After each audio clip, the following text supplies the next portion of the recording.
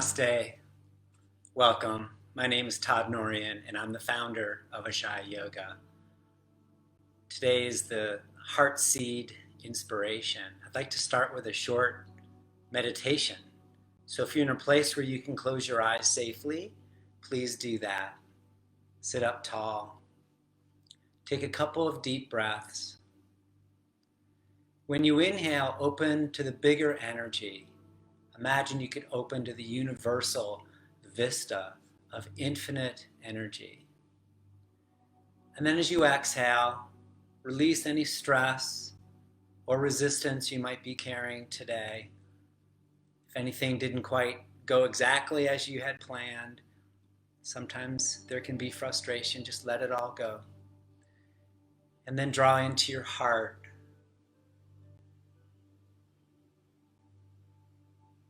Bring your awareness into your heart and let your breath ride on your awareness. Make an intention to soften and open to the greater part of yourself. Let yourself become receptive. See if you can find a place where you can feel grateful for being alive. Just to be in this simple condition of being yourself in this moment. And then bring your palms together in front of your heart. Imagine gratitude were like a light and you could wrap yourself in a blanket of light, of gratitude.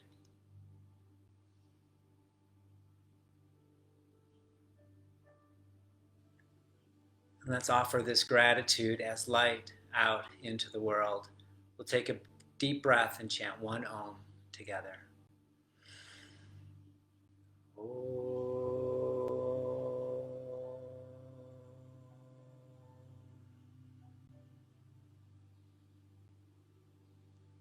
Bowing to your own heart. When you're ready, you can open your eyes. Namaste.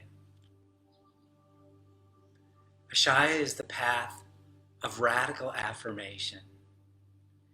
And it's a choice. Attitude is power, and the attitude that we go around with in life has the possibility to open doors or close doors.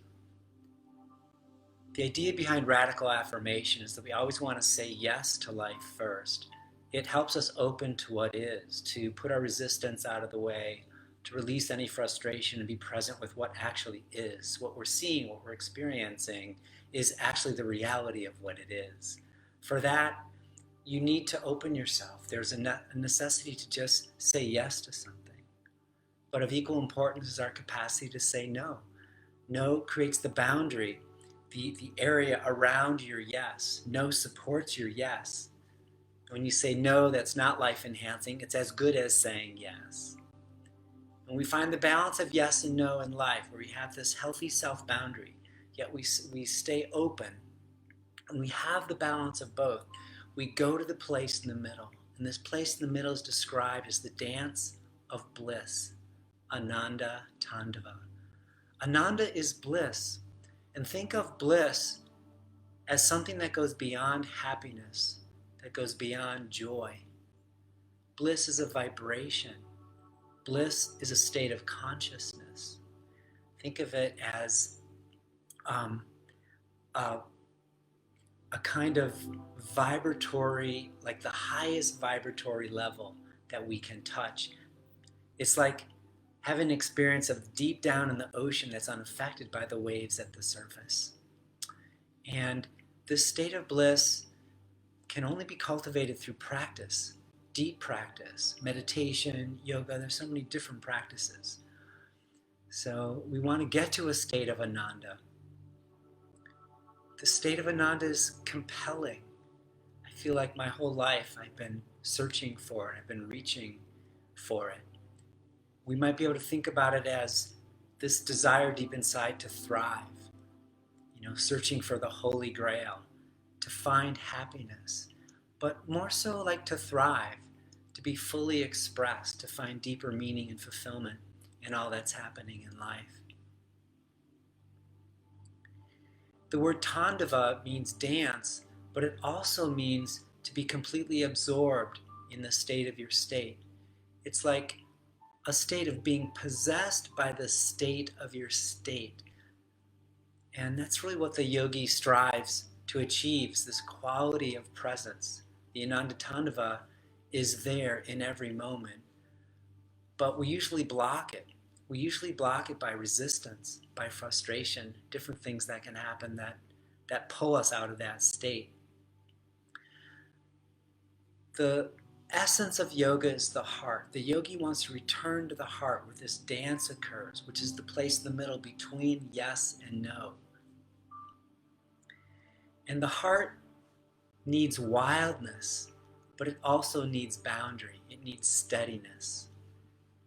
And I had a teacher tell me once that what the yogi really wants is wildness without savagery, fury without anger, and urgency without anxiety. And if you happen to experience savagery, anger, and anxiety, that's Tandava too. You see, in the Tantra, everything is considered spiritual energy. It all belongs. It's just a matter of where you place it. It matters the value that you put on it. So today I had a online class that I was supposed to give at 8 o'clock in the morning, and the tropical storm moved through our area last night, and I didn't realize it had blown trees down. We lost power for a few hours, but then it came back on. But anyway, I was without internet, and this morning, I'm streaming a class. It's like, oh, the one thing that could go wrong is no internet, and I had no internet. And I called my assistant early in the morning and said, I don't know what I'm going to do. I can't really do my personal hotspot with it because it's unreliable. So we decided to cancel it. And I could have been frustrated, but it was okay. And now we're going to reschedule that class. I didn't really let myself go into frustration. It just, through acceptance of what is and then moving on, it's such a powerful experience now. And then I found out from my neighbor that further down the street, they still were without power. And that power grid is where the internet company connects in. So they had a lot of trees down. I thought, wow, I might not have internet, but I was lucky. My property wasn't damaged, and no one was hurt, and it was okay.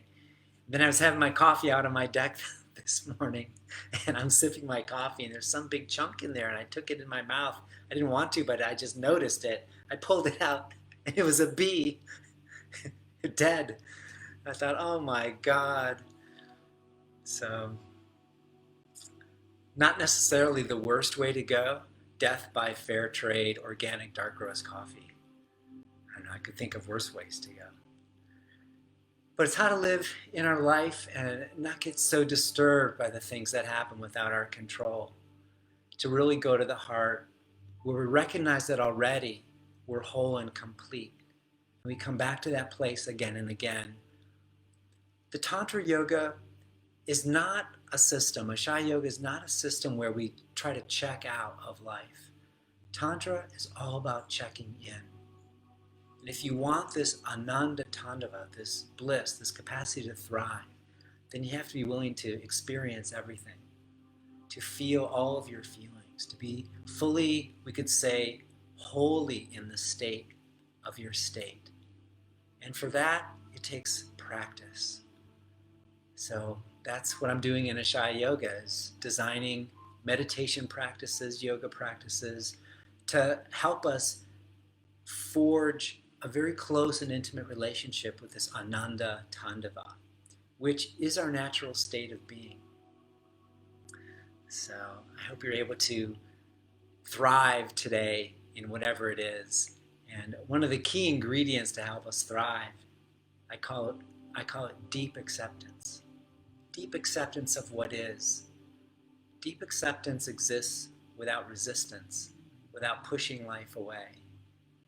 Acceptance pulls life towards you. When you decide to accept your life or accept an issue that's been causing you a problem, you start to turn and walk in towards the heart. So I hope you're able to find more acceptance today. And I hope to see you on the mat sometime soon.